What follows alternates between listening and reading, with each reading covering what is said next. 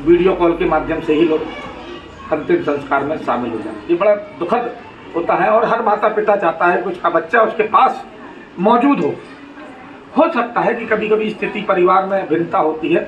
खासतौर से मैं इस बात को कहना चाहूँगा कि शिक्षा के साथ अपने बच्चों को संस्कार भी दीजिए और राष्ट्रभक्ति का पाठ भी अपने बच्चों को पढ़ाना जरूरी है।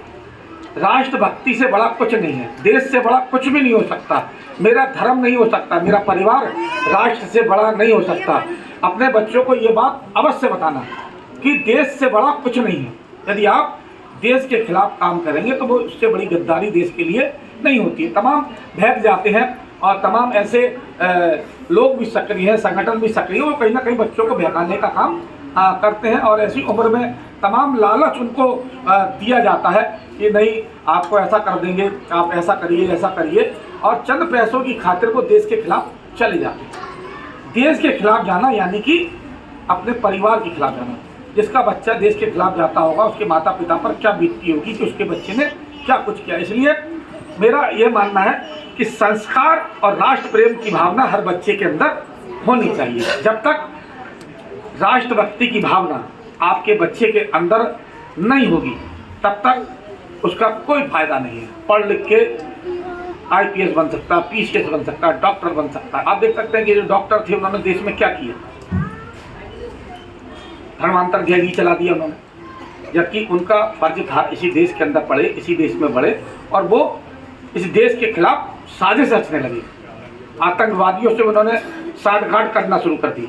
आप समझ लीजिए हम लोग इस देश के रहने वाले हैं, ये देश हमको सब कुछ देता है। इस देश ने हमें क्या नहीं दिया है, हर कुछ इस देश ने हमें दिया है और हम देश को क्या देते हैं। कभी आपको इस बात को भी सोचना होगा कि हमने इस देश को क्या दिया है।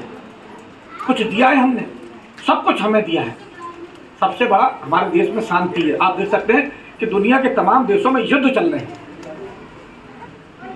लेकिन भारत में शांति बनी हुई है। इसका भी एक बहुत बड़ा कारण है कि भारत हमेशा शांति का संदेश देता है। अन्यथा आप टीवी के माध्यम से, समाचार पत्रों के माध्यम से लगातार देख रहे होंगे और ये सब संस्कारों का असर होता है। यदि आप अपने बच्चों को बेहतर संस्कार देंगे और आपको जातिवाद से भी दूर रहना है।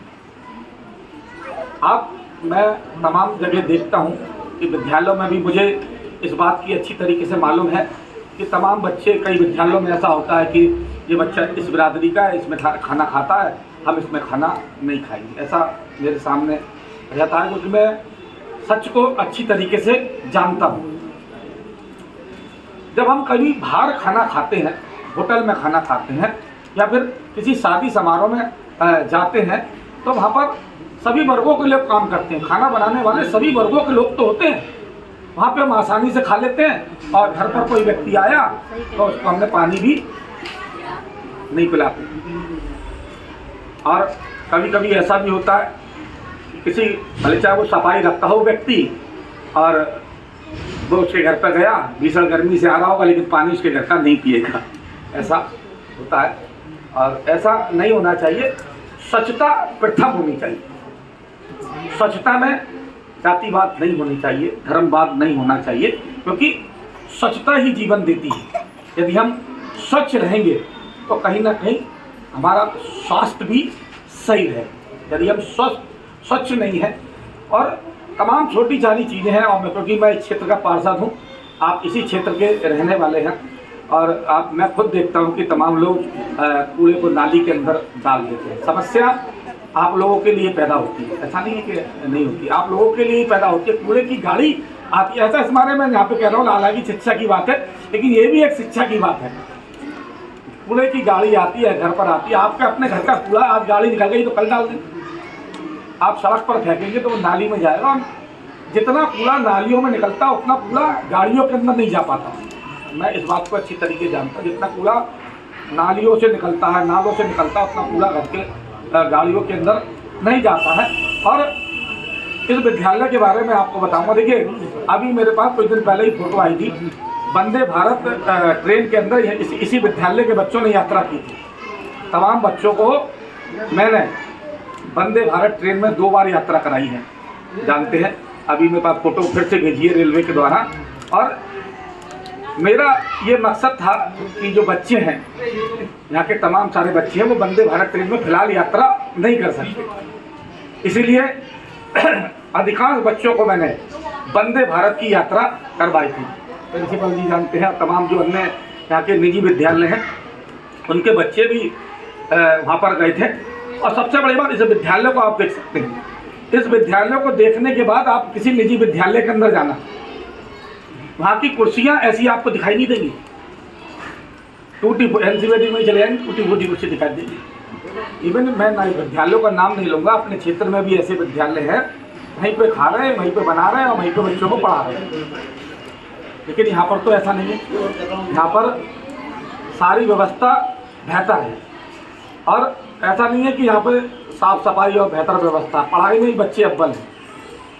आप बच्चों से पूछेंगे तो बच्चा 17 का पाढ़ा भी सुना देता है, 19 का पाढ़ा भी सुना देता है, 23 का पाढ़ा भी सुना देता है, 10 का, 11 का और 20 का तो सब सुना देते हैं। लेकिन 18-17 का पाढ़ा सुनाना मुश्किल होता है। लेकिन यहाँ के बच्चे पढ़ाते हैं, सुनाते हैं और पढ़ाई में भी अच्छे हैं। लेकिन आपको उनका मनोबल बढ़ाना है, मनोबल बढ़ाना। सरकारी विद्यालयों की स्थितियाँ अब बदलने लगी हैं, तमाम सारी चीज़ें सरकारी विद्यालयों में बदल रही है। चूँकि मेरी पत्नी भी विद्यालय के अंदर हेड है, अब हुनर भी विद्यालयों के अंदर दिया जा रहा है। जैसे कोई बच्चा कंप्यूटर सीखना चाहता है तो उस बच्चे को कंप्यूटर भी सिखाया जाएगा। यदि वो बच्चा मैकेनिक बनना चाहता है तो उसको मैकेनिक भी इन्हीं विद्यालयों में बनाया जाएगा। मतलब किसी भी क्षेत्र में बच्चा निकलेगा तो यहीं से निकलेगा, जिसकी जहाँ पर इसका इंटरेस्ट होगा वो उसी क्षेत्र के अंदर अपना काम कर सकता है। और उसे अब आगे जाके, मतलब ऐसा नहीं है कि यदि आपके हाथ में हुनर होगा तो कहीं ना कहीं आपका बच्चा मजदूर बन के भी अच्छी तरीके से कमा लेगा, खा लेगा। नियमों का पालन करना जरूरी है, बच्चों को पढ़ाना बेहद जरूरी। हर परिस्थिति में आप अपने बच्चों को पढ़ाइए और संस्कार के साथ पढ़ाइए, जिससे आपका बच्चा उन्नति करेगा तो कहीं ना कहीं आपके घर की परिस्थितियाँ बदल जाएंगी। और स्वच्छता का आप ध्यान रखिए। अभी आपने देखा होगा कि तमाम सड़कें यहाँ पर बनी हैं, लेकिन अभी मैं अपने काम से संतुष्ट नहीं हूँ। जो मैंने काम यहाँ पर किया है, मैं अपने काम से अभी संतुष्ट नहीं हूँ। अभी मुझे बहुत सारा काम करना है। जो मैंने कहा है वो अभी मैं उससे पूर्णतः संतुष्ट नहीं हूँ। ये बात मैं अधिकारियों को भी सामने कहता हूँ कि अभी मेरे क्षेत्र में काम नहीं हुआ। काम हुआ, लेकिन मैं उनको यही कहता हूँ मेरे क्षेत्र में काम नहीं हुआ है। और चुनाव भी आएंगे भविष्य में, लेकिन मैं चाहता हूं कि मेरे कार्यकाल में कोई भी कली नहीं छूटे। बच्चों से मैंने वादा किया था कि आप जब यहाँ से निकलोगे तो बिना पानी के निकलो, ये बात मैंने पहले कही थी। और हर उस सड़क को मैंने बना दी है जहाँ पर पानी भरता था, जहाँ से बच्चे निकल कर आते थे। आपने खुद देखा हो, कोई चाहे इसमें विधायक जी का योगदान रहा हो, विजय सेवरी जी का योगदान रहा हो, सांसद नवीन जैन जी का योगदान रहा हो, या एसपी सिंह बघेल जी का योगदान रहा हो, या फिर हेमलता दिवाकर जी का योगदान रहा हो, सबके सहयोग से मैं लगातार काम करा रहा हूँ। आपने मुझे यहाँ पर आमंत्रित किया। और शिक्षा वो शेरनी का दूध है, जो पिएगा वो धाड़ेगा। बहुत बहुत धन्यवाद।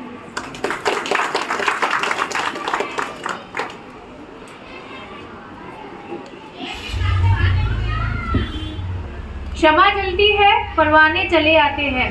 क्षमा जलती है।